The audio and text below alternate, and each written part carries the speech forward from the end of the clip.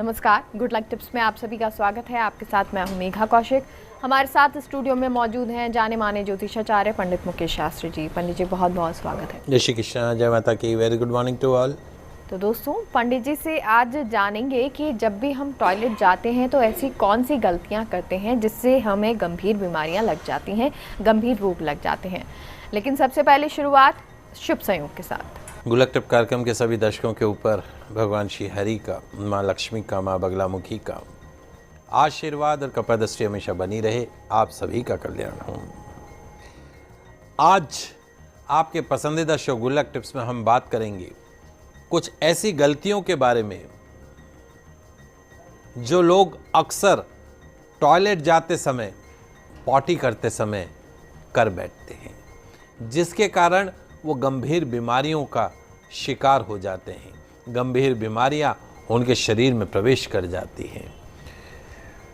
तो जल्दी से कागज कलम लेकर बैठ जाइए, लिखते जाइए, समझते जाइए। बहुत ही एक महत्वपूर्ण जानकारी आपको मैं देने जा रहा हूं। आपके टॉयलेट से ज़्यादा जुड़ी हुई है वो जानकारी।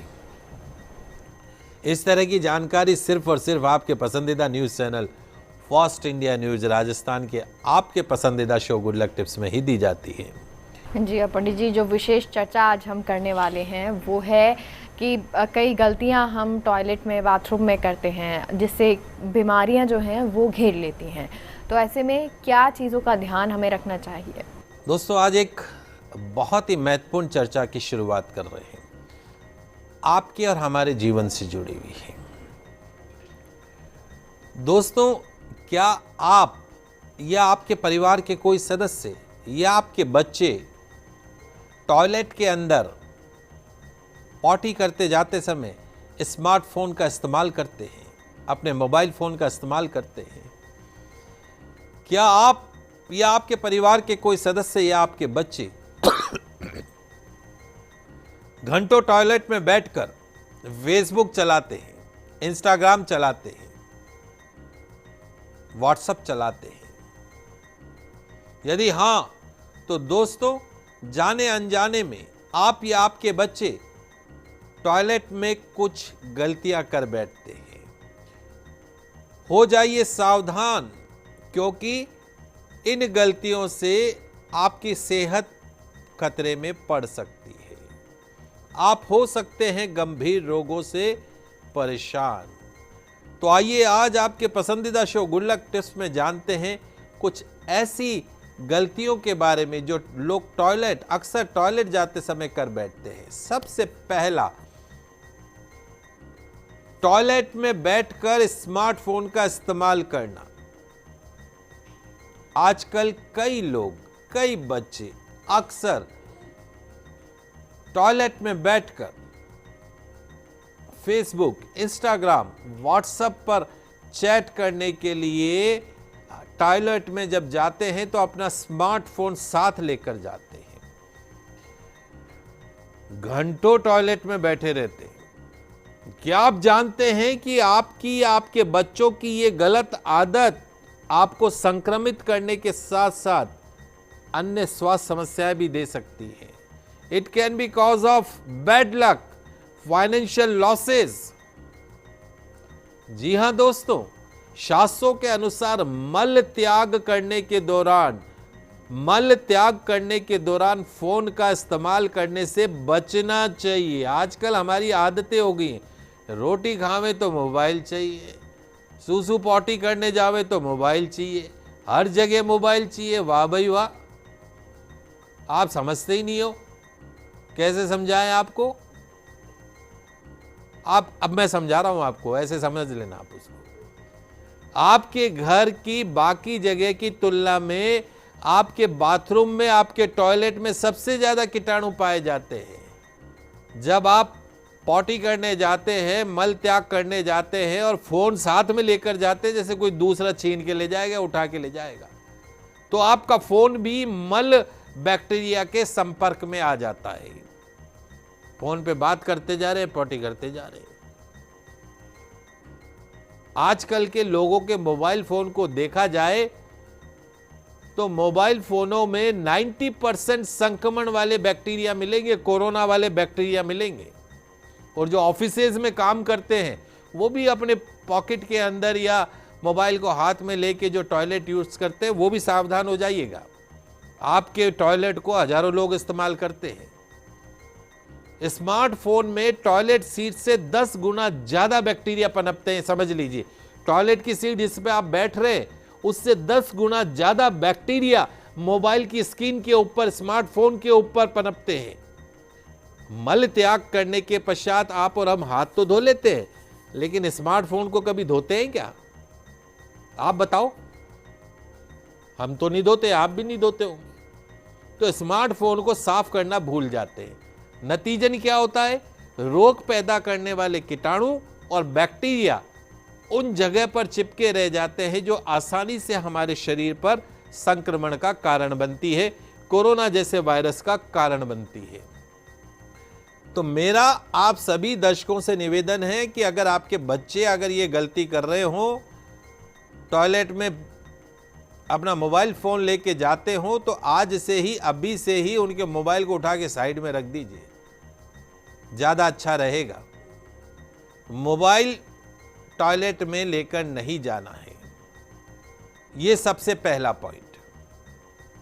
दूसरा पॉइंट, टूथब्रश जो हम ब्रश करते हैं, टॉयलेट का जो सिंक है या आजकल एक ही बाथरूम होता है उसमें सीट भी लगा देते हैं और वहीं पे ब्रश वगैरह जो है सिंक लगा देते हैं, वहीं ब्रश वगैरह भी रख लेते हैं। और अक्सर आपने देखा होगा, आपकी और हमारी सबकी गंदी आदत है कि जो हम ब्रश करते हैं, टूथब्रश, वो हमेशा हमारे बाथरूम में खुले ही पड़े रहते हैं, किसी एक चीज़ में हैंग करके रख देंगे। तो टूथब्रश टॉयलेट या सिंक के करीब रखना, अक्सर लोग दांत साफ करने के पश्चात, ब्रश करने के पश्चात बाथरूम में अपने ब्रश को खुला रख देते हैं, छोड़ देते हैं।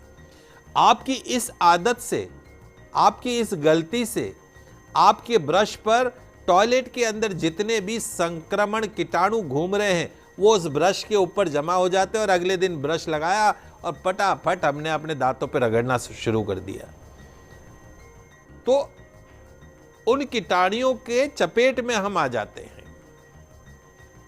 तो दोस्तों, आपसे निवेदन है कि बाथरूम में अपने ब्रश को रखने के लिए एक सुरक्षित स्थान का चुनाव करें जो टॉयलेट सीट से थोड़ा दूर हो, और इसके अलावा अपने ब्रश को हर 3 महीने में एक बार जरूर बदलते रहे। समझ गए? तीसरी, टॉयलेट का ढक्कन खुला छोड़ना। कई रिसर्च में एक बात सामने आई है कि अगर आप टॉयलेट का ढक्कन खुला छोड़कर फ्लश करते हैं तो छोटी छोटी बूंदों के साथ कई एयरबोर्न बैक्टीरियाज और वायरस टॉयलेट बाउल से बाहर आ जाते हैं, जिसकी वजह से अगली बार उस टॉयलेट सीट का कोई इस्तेमाल कर रहा है, उस व्यक्ति के ऊपर नाना प्रकार की बीमारियां प्रवेश कर जाती, चपेट में आ जाती। इनमें से कोविड-19 भी एक बीमारी है, यूरिन इन्फेक्शन भी एक बीमारी है। जब भी आप फ्लश करें तो पहले ढक्कन को बंद कर दें। महीनों तक जो है इस चीज, ये कई बार हम करते ही नहीं ढक्कन बंद, तो इस चीज की आदत को ध्यान रखिए।